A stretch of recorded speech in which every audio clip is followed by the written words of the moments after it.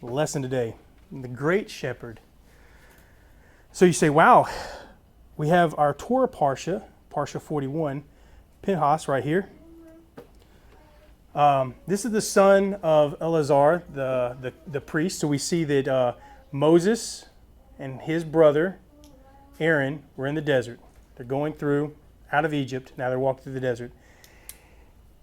Just recently, we just got to see the passing of Aaron. Aaron passed away. Moses just buried his sister, and his brother just passed on. And Moses is out here, and he's like, I usually wake up in the morning, I see my brother. Usually we're on our faces all the time because somebody's wanting to kill us in the community. But no, he's like, hey, I woke up, my brother's not here. My sister's not here. You know, and he's seeing this as it's going on. So we're going through this. Now we have the story of Eleazar, who's now the high priest, because Aaron handed over everything to the high priest, to his son. And he got to see his son before he passed away, as his son wearing the holy garments. And then we have Pinhas, and then we see that even Eleazar's son, he's actually having this feelings towards passion for the community and for the people and for God. So he's acting out on that, and God's saying, hey, this is the guy who's after my own heart. He has a zeal for what's going on. He sees the big picture of everything. So that's what this is going on to. But there's a section in this Torah Parsha, a very small section, that when I was reading, I kind of stopped. And I thought, there's something here. And I started reading into it. This is where the lesson was coming from. And it's not the huge picture of the story that we think of. When everybody talks about Parshas, they get to the big stories. But when you read, and sometimes you stop, and you just reread, and then you reread, and you're like, there's just some good stuff here. There's some really good stuff here. So I want to look at this stuff. So this one's going to start in Numbers chapter 25, around in the middle, but we're going to scoot all the way to Numbers chapter 27. All right? It says Bidmitbar number. Now, Bidmitbar is actually part of a little bit of our lesson here. Bidmitbar is the actual name of the book of Numbers. It was never named Numbers in the beginning. That was over time they called it Numbers because they were numbering people at the beginning. But Bidmitbar just means desert or wilderness. Mainly wilderness. That's what the desert is. It's a wilderness. So the actual scroll of this is Bidmitbar. So that's what we're going through, and it's chapter 27. I have it up here in the Hebrew, and we're going to go into another part of this as well. But it says, Moshe said to Adonai, let Adonai God of the spirits of all human beings appoint a man to be over the community. So if we look at that, we see the yellow matching up with Moshe. Debar is the word for said. So he's saying, and this is what's wild, because usually, and this has caught me off guard, but usually when you read a Torah Parsha, it'll say, Adonai said to Moshe. But this time it says, Moshe says to Adonai. So it's really cool, because I actually passed by that and I said, wait a minute. Adonai was not speaking. God was not speaking to Moses. Moses says, no, I need to speak to you, God. He came to God and spoke to God. And I said, oh, okay. That's what caught me off guard first. I was like, wait a minute. So he's actually took his time. He says, I want to speak to you, God. So he goes and talks to God. Another thing here too, he says, he said to Adonai, he said to God, when he did, he usually will confront him with Elohim, the God of gods. Or he'll usually confront him with a name of God that is expressing that characteristic of God. But here he calls him, let Adonai God of the spirits of all human beings. And that's what he confronted him to as. And Haruach is what he used. And you see it right up here. I didn't highlight it, but Ruach, the Ruach. All right, so it's the Spirit is Ruach, the Holy Spirit, the Ruach HaKodesh, you know? So you say Ruach is the Spirit, but it also means wind, it means breath. It's the same type of word that we use. But he calls him the Spirit of all human beings. And the reason why he's telling him that is because he says, you know the hearts of people. You know the minds of people. You know the spirit of these people. You know what I cannot see.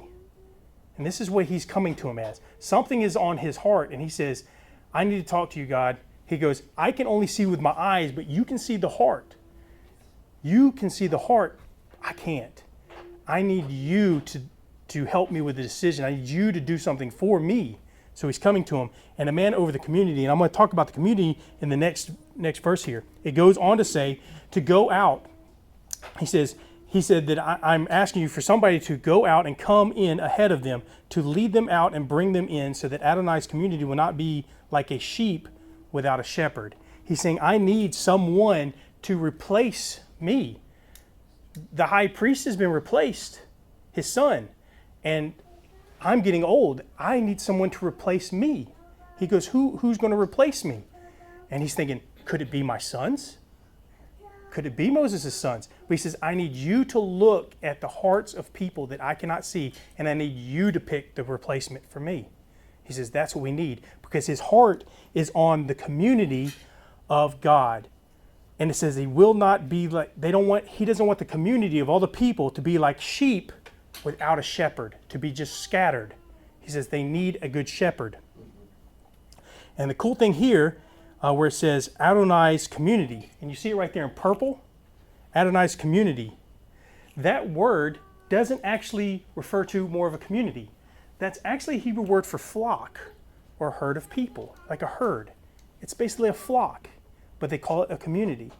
But they don't want to say community, they don't want to say flock because it's people. So it's a community. But it's actually the same word that you use for flock or a herd of sheep. So he says Adonai's flock, his herd or his community, will not be like a sheep without a shepherd. So as we go on, I want to read this. Adonai said to Moses, now God's actually talking to Moshe. He says, take Joshua. This would be the name for Joshua. This is also pronounced Yeshua. Yeshua, the son of Nun, a spiritual man, and lay your hand on him. So he says, go get Joshua, put your hand on him. So this is a young man that is walking through the desert with him. And he used to be called by a different name, Hosea. But he changed his name to Joshua. We're going to look at that in a minute. He says, lay your hand on him, put him in front of Eleazar, that's the high priest now. That's your nephew, the high priest, the Kohen, and the whole community, and commission him in their sight. Delegate to him some of your authority, so that the entire community of Israel will obey him. So he says, make it a public thing. Commission him. Give him a little bit of your authority. You're going to work, this will be your replacement. He goes on to say, he is to present himself to Eleazar, the Kohen, who is to find out by means of Urim what Adonai's will is for Joshua's decisions. Now you say, well, what is Urim? Now this is something that actually faded out over time. Some people say it used to be a stone or some kind of ruby or something that they would wear on their breastplate. Others say that it was a piece of parchment with some words on it or writings that the high priest would wear on his breastplate. And when he would go into meditation, he would think about it. There's a lot of synagogues and teachings that they have that said that sometimes they would pray and it would be a way of asking God a question. It was almost like, and I know this is wrong to even do this, but they're saying it was like one of those like magic 8 balls and something would happen and the writing would glow like the ring and that kind of stuff. Something would happen, but it was a way to determine what God would say. It would be a yes or no question or things like that. And during meditation, this would happen. But that part of the breastplate was actually done away with later on through the times of the temples being destroyed and things like that. But a high priest would have this Urim that was on him. Then at his word they will go out, and at his word they will come in, both he and all the people of Israel with him, the whole community. Meaning that it would be a leader. It would be someone that goes out and comes in as leading. Moses did as Adonai had ordered him. He took Joshua, put him before Eleazar, the Kohen, and the whole community. He laid hands on him and commissioned him, as Adonai said through Moses. So here he is. He took him and he did what he commissioned him to do. He took Joshua and he made him his next person up. He is training him to be the next leader of Israel. So this small little section that we saw here in chapter 27, just a few verses, has a lot of stuff in there, especially with the wording that was used, because we see that Moses identified them as a flock of people. He identified that they need a shepherd. They are sheep. He gave that example of that. And another reason why is because Moses knew what it was to be a shepherd. He shepherded Jethro's sheep before the burning bush. He was a shepherd. King David, shepherd. Yeshua was born. Who came to see him first? The shepherds. Shepherds play a big role in this. They're leaders. They have people that actually understand what it is and how crazy it can be to herd a bunch of people or sheep. Sometimes we are like sheep. Sometimes you go, man, you watch any YouTube videos nowadays and you go, these people are weird sheep. Intelligence out there. Sometimes you think. Well, and then you got goats. Yeah. So let's see what Isaiah says. Let's go to the book of Isaiah. Now, Isaiah is a prophet to Israel. He lives in Israel, and this is 8th century. So we're talking like, 750 years, 800 years, 700 years before the Messiah, because there was a time frame that he was at. So it's in that 8th century that it was before the Messiah. So we're looking at this. So it would be 8th century BC. So we're on the opposite side of BC. And this was a time frame where you have more of a divided kingdom. So we had King Saul, King David, King Solomon, then King Rehoboam. King Rehoboam split the nation into this like civil war type thing kind of going on. Everybody didn't like each other, north and the south, all this kind of stuff going on. The north is Israel, the lower half is Judah. So we see that he's going to be talking to Judah, he's going to be talking to people of Jerusalem, but his message encompasses all of Israel because it's meaning for all of Israel. And the reason why is going to encompass all of Israel, and we're going to get into why because you'll see what his message is, and that's why it encompasses all of Israel. So we're looking at chapter 40. This is a prophetic verse in chapter 40. So when I say prophetic, I mean he is speaking on something that is going to happen, and that this is going to be a fulfillment that we'll see, that we'll identify because God is making some stuff happen in a fulfillment. So this is not some random guy just saying, hey, this and this and this is going to happen. He says, no, God is telling me that I've got to tell you this stuff is going to happen. So we think of prophet nowadays, we flip on YouTube or something, they got people talk some crazy stuff. That's not what Isaiah is, okay? And we also look at our last verses with Balaam. He would go and he would get it for money and stuff. Isaiah's not getting paid. Matter of fact, they just want to kill him. There's a different spectrum there. Prophets, if you're going to say something, your life's going to be on the line for this. There's some truth to it. Let's listen to it. Isaiah says in chapter 40, he says, comfort and keep comforting my people, says your God.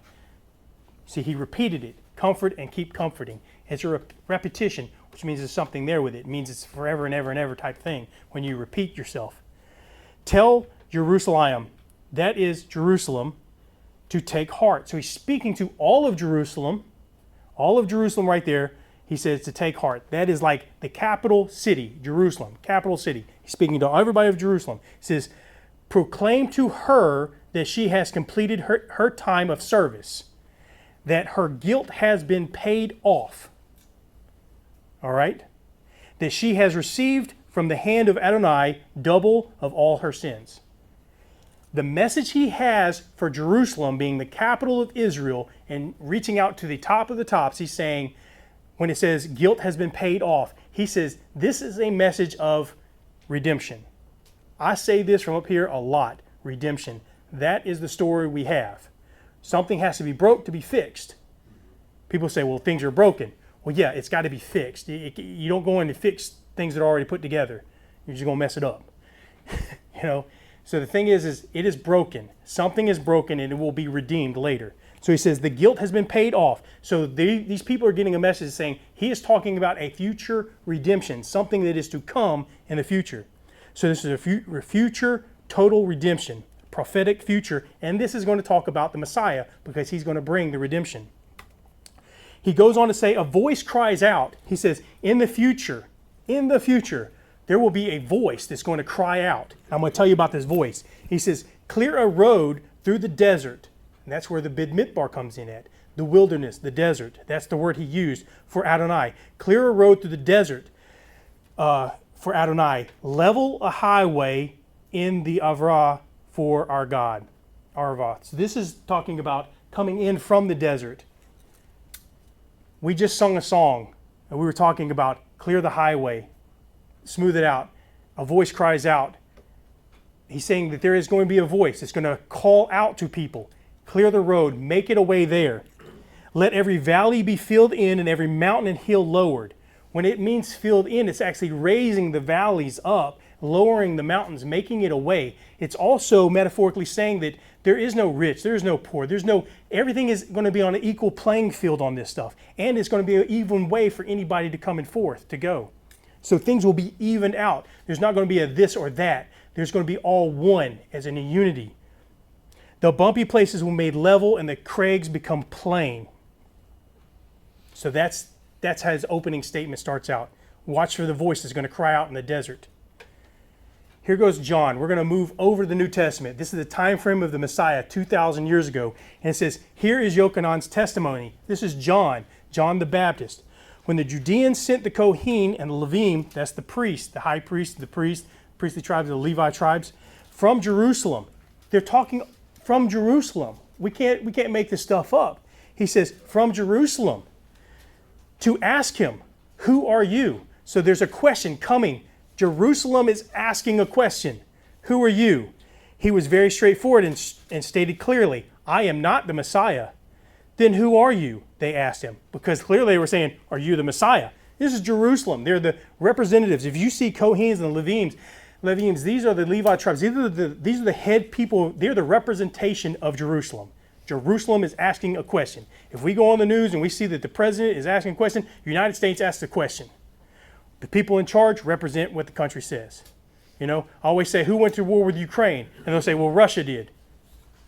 Did Russia go, or did Russia do it, or did Putin do it?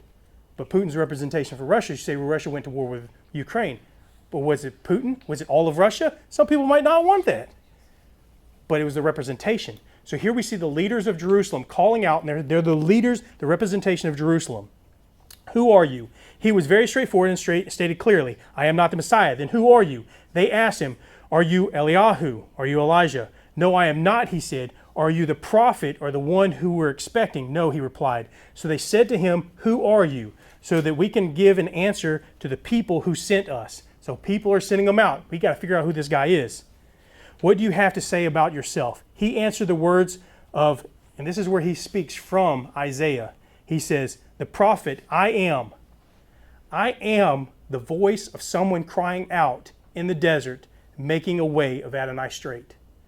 He says, this is the prophecy. They said, who are you? He goes, many, many years ago, they said there will be a voice crying in the wilderness, in the desert, in the Midbar. He goes, I am that voice.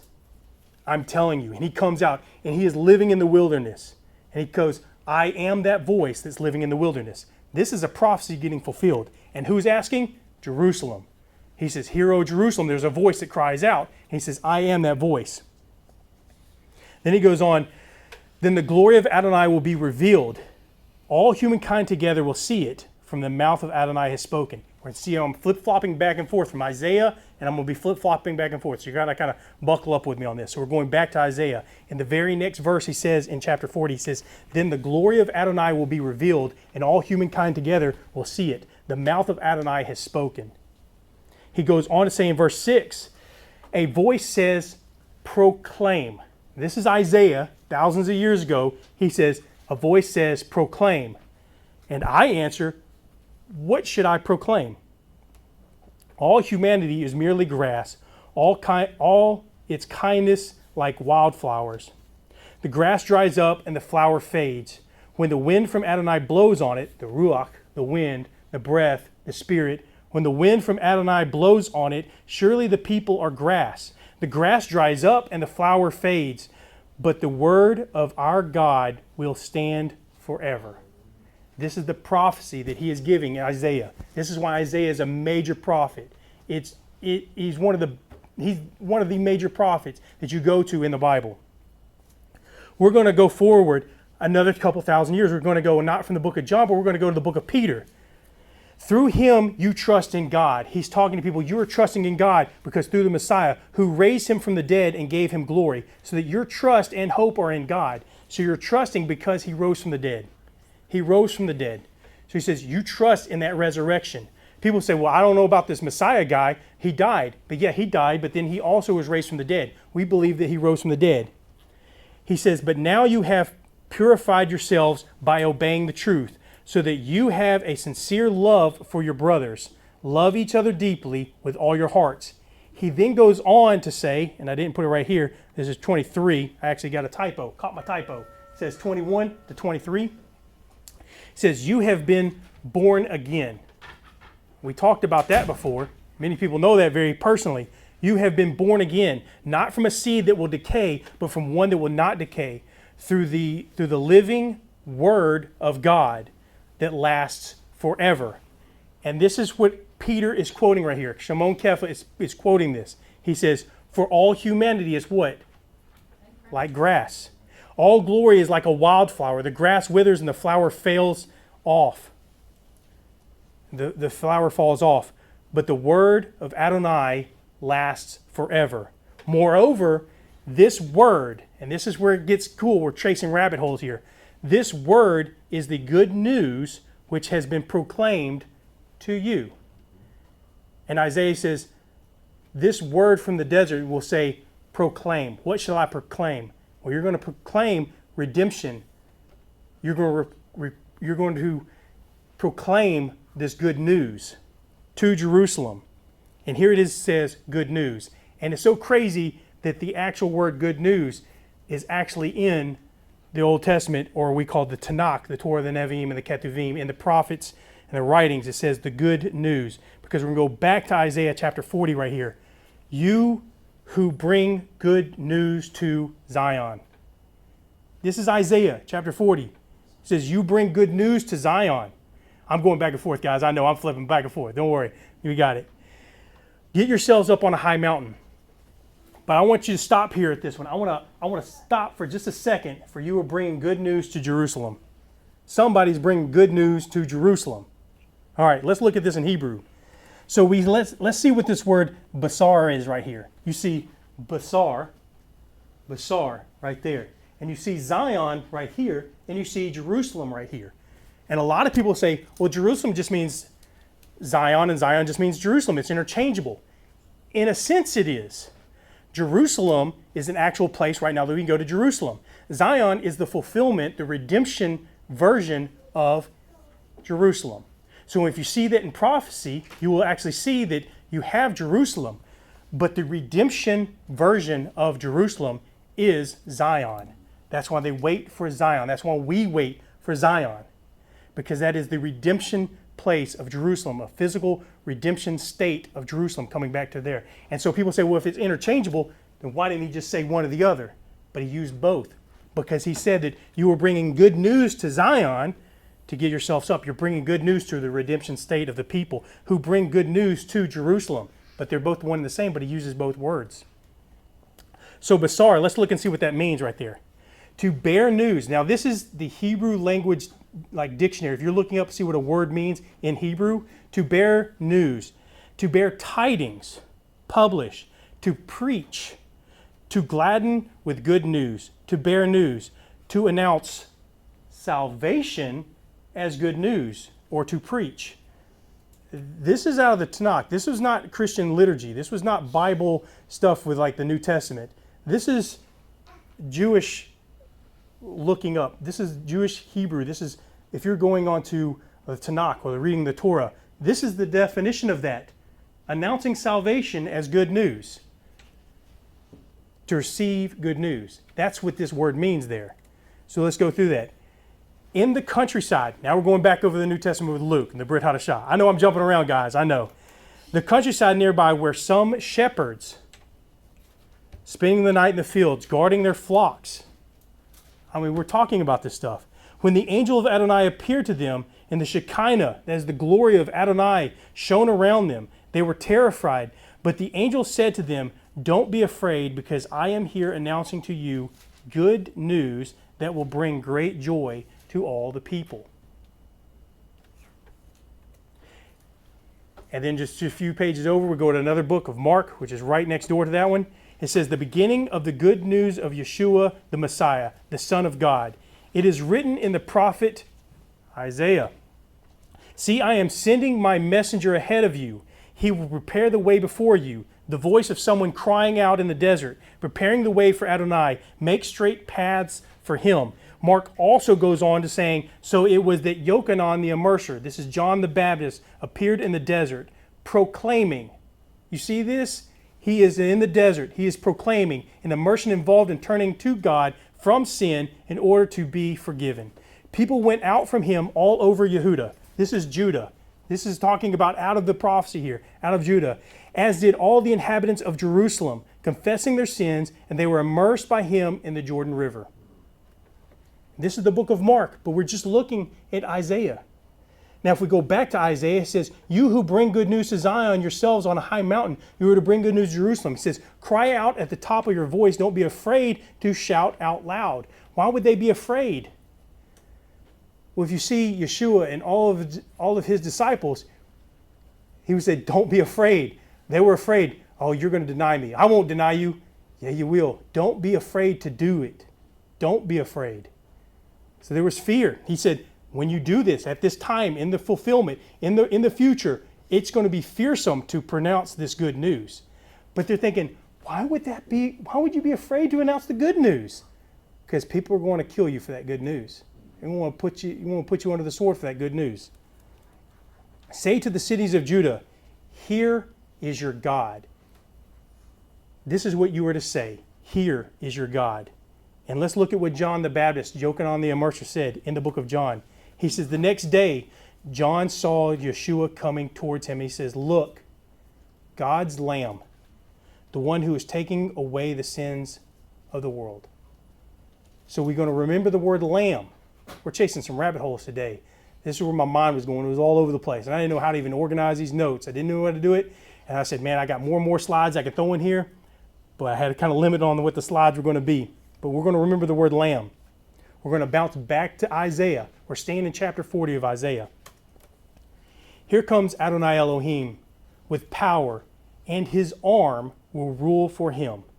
I want to stop right there, and I want y'all to look at this verse. All right? Here comes Adonai Elohim. The power and his arm, with power and his arm, will rule for him. So I highlighted the word arm up there. Okay? I want y'all to look at this in Hebrew. All right? Here comes Adonai Elohim with power, and his arm will rule for him. The letter Vav up there, that just means and. But this is the word for arm or shoulder. Okay? And his arm will rule for him. That is Zeroah. Some people might recognize Zeroah, but some people might not. But here in a little bit, I think you will recognize it. The arm, the forearm, the shoulder, the strength. Arm, a symbol of strength, forces, political and military. Shoulder of an animal sacrificed. That is Zeroah. Okay? Zeroah also has the root word, which also means, if you look up Zeroah, it's going to give you another definition of it too. To sow, producing seed, to become pregnant. It also, I didn't even put it up there, but it also means descendants or sowing or reproduction. That's what that would also mean, Zeroach. And I was like, how do those two have, I'll back up and show you, that the same word having about the root word to that is meaning two things, an arm and also descendants and becoming pregnant. I thought that was strange. What else do you think of when you hear the word Zeroach? And if we think Passover, what is on your Seder plate? A Zeroach. That's the shank bone of a lamb. And it even says Zeroach right there. That was a good picture because all of them were covered. I found this one that has Zeroach that was you can actually see it. So on a Seder plate, it's remembering the sacrifice, that they sacrificed the lamb, put the blood over the doorpost, and that was the passing over of God that says, I will take the firstborn. There will be death of the firstborn. But if you put the blood, that will pass over your house. I will pass over. And that is the sacrificial lamb that was to pass over was the Zeroach. And he says, with the Zeroach, the arm, but he says when the Zeroach, that's where his power will come from. Let me back up here. I want to read that verse again. So here comes Adonai Elohim with power, and his Zeroach will rule for him. His arm, or the Zeroach, his descendants. It's just, you can connect those words together you want. You say, I'm digging. Well, it was kind of there. I didn't have to dig too deep. It was already there. So in Isaiah it says, he is like a shepherd feeding his flock. I want to back up for just a second on that other verse, if you don't mind. He says, look, his reward is with him, and his recompense is before him. It says, recompense is actually a restitution. That word for that, it says that his restitution is before him. He's bringing restitution, a payment, a return what is promised. It's also to redeem to something and redemption. So basically, through his Zeruach will come redemption. He is bringing redemption through that. I'm going to fast forward a little bit here. He is like a shepherd feeding his flock. This is Isaiah talking. Gathering his lambs with his arm, Zeruach. Carrying them against his chest, gently leading the mother sheep. He's using that tool of that shepherd's tools. So with that was a prophecy of Isaiah of what was to come. But I want to back up a little bit and look at Joshua. And I want to look at where we're at in our Torah Parsha. The name Joshua. So if we look at that, all right, let's look at this. These are the names of the men Moshe sent out to reconnoiter the land. I know I'm going to a different story here. I just traveled back in time. But I'm giving you an idea of who this Joshua is. This is him in his younger state. He goes, I'm going to send some spies out to go check out this land that will be our land. God says, go get it. It's good land. And the spies were like, but we want to go ourselves. Or people were like, we need to go ourselves. He goes, well, if you're going to do that, I didn't tell you to do that. But if you're going to do it, take one person from each tribe. So that way the whole assembly, the whole flock will be responsible for what your decisions will be. So he sent all these ones out. He gave the names of all the people he's going to send out, one from each tribe of Israel. Moses sent it out to go spy on the land. Moses gave to Hosea, the son of Nun, the name Joshua. He says, come here. He pulled him aside. He goes, I'm going to change your name today. I mean, just right out of the blue, like I'm changing your name. And we're going to look at that. In Hebrew, here it is. These are the names. And this is where it's at in Hebrew. He says this is where Moses, he gave the name Hosea. He gave the name Yeshua. So this is his name before, Hosea, and this is his name afterwards. The only difference that he did was he put a yod on the front of his name. The rest of it is the same. Hosea is the word for salvation. Yeshua, it means God will save or God's salvation. So he says, I'm changing your name before you even go into the land. I'm changing your name from salvation to God's salvation.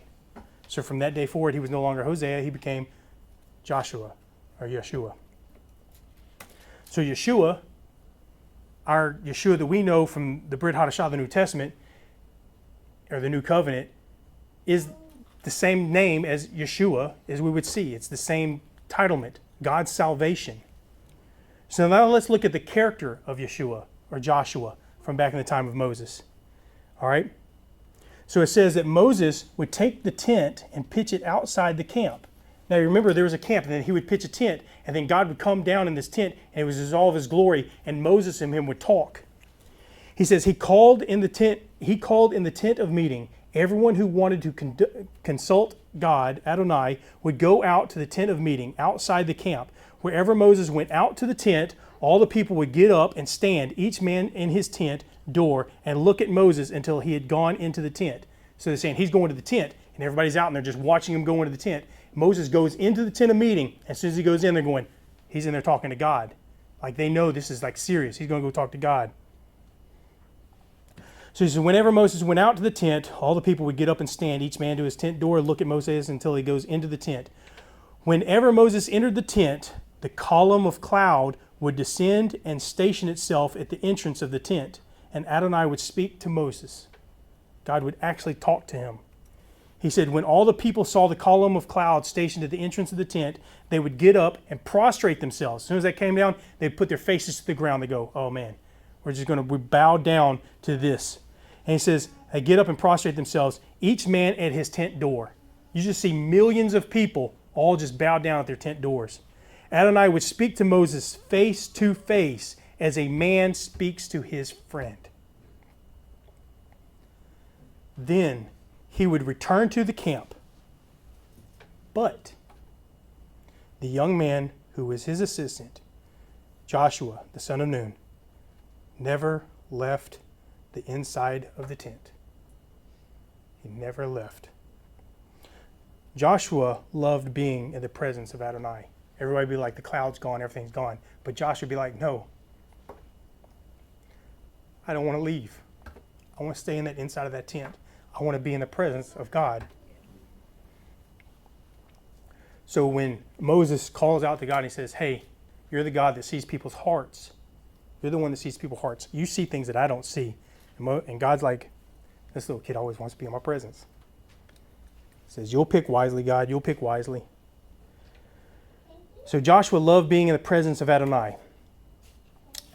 And in the Proverbs it says, whoever tends the fig tree will eat its fruits. And who is attentive to his master will be honored. So let's look back at the beginning of the session real quick. We have this little section of our Torah parts that we were going through. Moses said to Adonai, let Adonai, God of the spirits of all human beings, the God that can see the hearts of people, the things I can't see. He says, appoint a man to be over the community, to go out and to come in ahead of them, to lead them out and bring them in, so that Adonai's community will not be like sheep without a shepherd. In the book of Mattityahu, in the book of Matthew, what's your opinion? This is Yeshua talking. What will someone do who has 100 sheep and one of them wander away? Won't he leave the 99 on the hillside to go after and find the stray? And if he happens to find it, yes, I tell you that he is happier over that than Yes, I tell you he is happier over it than over the 99 that never strayed. Thus your Father in heaven does not want even one of these little ones to be lost. So Yeshua said to them again, yes, indeed, I tell you that I am the gate for the sheep. All those who have come before me have been thieves and robbers, but the sheep didn't listen. The sheep didn't listen to them. I am the gate. If someone enters through me, he will be safe and will go in and out to find pasture. The thief comes only in order to steal, kill, and destroy. I have come so that they may have life, life in its full measurement. I am the good shepherd. This is out of John. I am the good shepherd. This is Yeshua talking. The good shepherd lays down his life for his sheep. The hired hand, since he isn't a shepherd and the sheep aren't his own, sees the wolf coming, abandons the sheep and runs away. Then the wolf drags them off and scatters them. The hired worker behaves like this because that's all he is, a hired worker. He's just at it for the money. I'm here to do a job. So it doesn't matter to him what happens to the sheep. It's none of his business. He just saves his own life. But he goes on to say, I am the good shepherd. I know my own, and my own know me, just as the Father knows me, and I know the Father. And I lay down my life on behalf of the sheep. Also, I have other sheep which are not from this pen.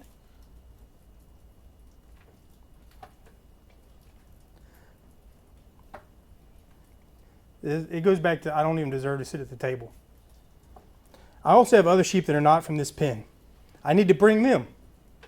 And they will hear my voice, and there will be one flock, one shepherd. This is why the Father loves me, because I lay down my life in order to take it up again. And it goes on the very next verse. He says, no one takes it away from me. On the contrary, I lay it down on my own free will. I have the power to lay it down. I have the power to take it up again. This is what my Father commanded me to do. This was his commandment. This is my purpose. We're going to go look at Zechariah. This is another prophet. And he says, awaken sword against my shepherd, against the man who is close to me, says Adonai Zevot. This is the God of power. This is what God is saying in his prophecy. He's saying, there will be a sword that's going to come against my shepherd. Strike the shepherd and the sheep will scatter. He goes, there's someone that's going to come and they're going to kill my shepherd. Matzah. Now I'm going to bring this up real quick. This is a time frame right after Passover. And the reason why we know this is because this was talking about the Passover. This was talking about when they were doing what they called the Last Supper. This is Passover. This is Pesach. They're up there and they're talking. And at the end of all Passover, we sing a Hallel. That's a song of praise, the Hallel songs. After singing the Hallel, they went out to the Mount of Olives, right next door, the Mount of Olives. Yeshua said to them, "Tonight you will all lose faith in me, as the Tanakh says." That's the Torah, the Nevi'im, the Ketuvim. This is the Tanakh. This is what some people call the Old Testament. He says, this is what the Tanakh says. "I will strike the shepherd dead, and the sheep of the flock will scatter. But after I have been raised, I will go ahead of you into the Galil." I'm going to jump back over to Isaiah chapter 52. Same prophet, Isaiah. We went from chapter 40, and I'm just going to read one thing out of Isaiah 52. This is a later prophecy of Isaiah. "How beautiful on the mountains are the feet of him who brings good news, proclaiming shalom, peace, completion, bringing good news of good things, announcing salvation, and saying to Zion, your God is king. Listen, your watchmen are raising their voices, shouting for joy together. For they will see before their own eyes Adonai returning to Zion." That would be the great shepherd we will see. Amen, guys. There's a lot more slides, a lot more prophecies. That's just skimming a little bit there. With that, we'll go ahead, we'll stand, we'll sing a song of praise before we end. I'll close this in prayer, and we'll close with the blessings. If you got your books, you want to open it to page, I think it's 10 or 11, page 11. We'll sing the V'nei Hamar. I'll go ahead and close, we'll sing the V'nei Hamar, and I'll close this in prayer. "And it is said, the Lord shall be king over all the world." We just talked about this. "And on that day, the Lord will be one, and his name one.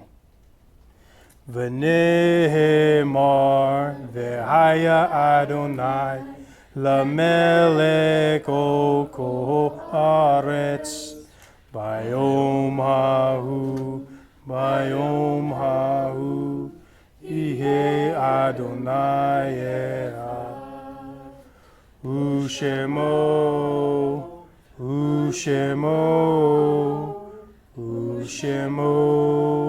Echad."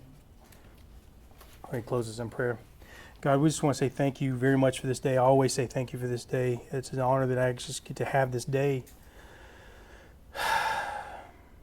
God, you are king. You sent your shepherd. You sent your son. He is a good shepherd. He is a great shepherd. He is the only shepherd. If I didn't have the guidance, God, thank you for your direction, your instructions. Thank you for those instructions. I am a person who needs guidance, and I need some instructions. Thank you for giving me good instruction. We don't follow the instructions all the time, but you use your tool. You guide us, you correct us, you pull us back, and you hold us in your arms. I couldn't ask for a better God. I couldn't want a better God. You are the only God, but you're just so great. So I just want to lift up today to you our worship time and our praise time. Like I said, we praise you for what you do and what you're going to do and what you're going to fulfill.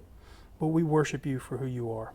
You are a God that's worthy of our praise and worthy of our worship. Nothing else is. You're a true God.